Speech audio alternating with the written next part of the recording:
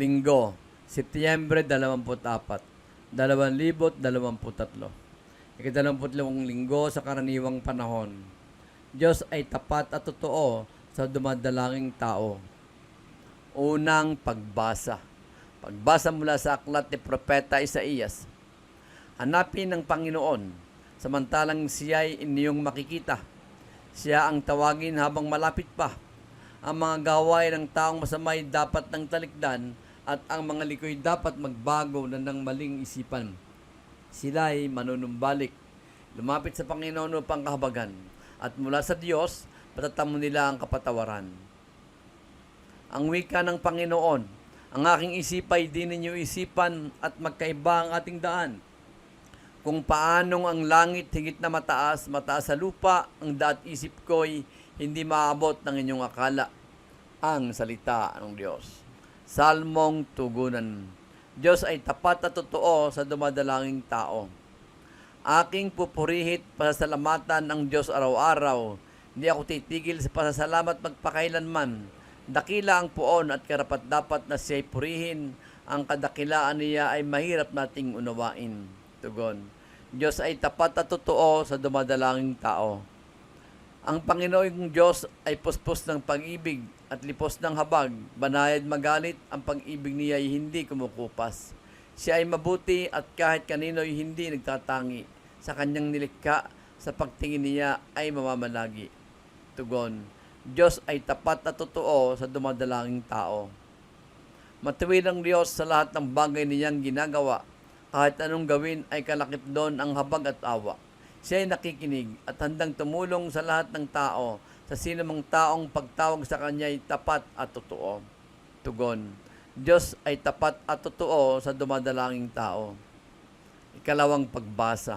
Pagbasa mula sa sulat ni Apostol San Pablo sa mga taga-Filipos. Mga kapatid, ang aking pinakananais ay sa mabuhay o sa mamatay, mabigyan ko ng karangalan si Kristo. Sapagkat para sa akin si Kristo ang buhay at dahil dito ay pakinabang ang kamatayan. Ngunit kung ang pananatili kong buhay ay makagagawa ko ng mabubuting bagay, hindi ko malalaman ngayon kung alin ang aking pipiliin sa dalawang hangarin. Ang ibig ko ay pumanaw na sa buhay na ito upang makapiling si Kristo. Yamang ito ang lalong mabuti para sa akin. Sa kabilang dako, kung manatili akong buhay ay nakabubuti naman sa inyo. Kaya nga mga kapatid, pagsikapin ninyong mamuhay ayon sa mabuting balita tungkol kay Kristo. Ang salita ng Diyos. Alleluia. Alleluia, alleluia. Kami iyong parangalan upang aming matutuhan ng salitang buhay. Alleluia, alleluia. Mabuting balita.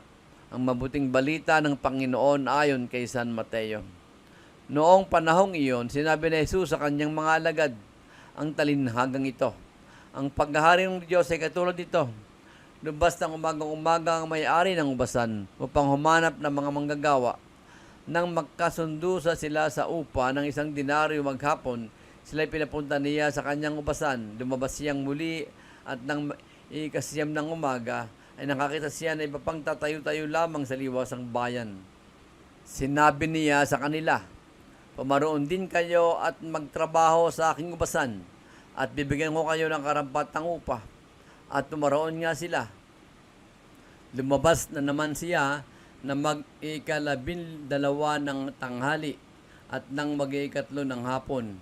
At gayon din ang ginawa niya. Nang mag-15 ng hapon, siya ay lumabas uli at nakakita pa ng mga ibang wala ring ginagawa. Sinabi niya sa kanila, bakit kayo tatayo-tayo lang dito sa buong maghapon? Wala pong magbigay sa amin ng trabaho eh. Sagot nila. At sinabi niya, kung gayon, pumaroon kayo at gumawa sa aking ubasan. Pagkatakip silim, sinabi ng may-ari ng ubasan sa kanyang katiwala, tawagin mo ang mga manggagawa at sila'y upahan. Magmula sa huli hanggang sa buong nagtrabaho. Ang mga nagsisimula ng magkalima ng hapon ay tumanggap ng tig-1 denaryo. At nang lumapit ang mga nauna, inaakala nilang tatanggap sila ng higit doon. Ngunit ang bawat isa ay tumanggap din ng 1 denaryo. Pagkatanggap nito, nagreklamo sila sa may-ari ng ubasan. Sabi nila, 1 oras lang pong gumawa ang mga huling dumating, samantalang maghapon kaming nagpagal at nagtiis ng nakapapasong init ng araw. Bakit po ninyo pinagpare-pareho ang upa sa amin? At sinabi niya sa isa sa kanila, Kaibigan, hindi kita dinaya. Hindi ba't nagkasundo tayo sa isang denaryo? Kunin mo ang ganang iyo at umalis ka na. Maano kung ibig kong upahan ang nahuli ng tulad ng upa ko sa iyo? Wala ba akong karapatang gawin ng aking maibigan sa ari-arian ko? O nahingit ka lang sa aking kabutihang loob? Kaya't ang nahuhuli ay mauna at ang nauna ay mahuhuli. Ang mabuting balita ng Panginoon.